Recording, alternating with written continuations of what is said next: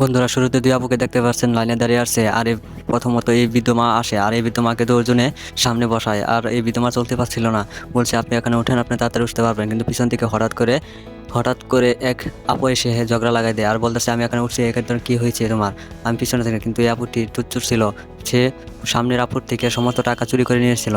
আর পিছনে আপুটা আলগুস্তে যখন টাকাটা নিয়ে নেয়, তখন বলতেছে যারা তুমি টাকা নিচ্ছ, পরে সামনের আপুটাকে বলতেছে আপনার সমস্ত টাকা সে নিয়ে নিছে। সামনের আপুটা তখন বকাবকি শুরু করে দিছে যে তুমি কেন আমার টাকা নিয়ে এসো, তুমি টাকা দাও। তখন ওই পিছনে লাস্টের আপুটা টাকাগুলো দিয়ে দেয়, তবে দিয়ে বলছে নেন আপনার টাকাগুলো, নেন নেন আপনার টাকা। নেওয়ার পরে বলতেছে ভাই, যাদের জন্য আমরা করে থাকি, উপকার করে থাকি, তারা আমাদের বকে।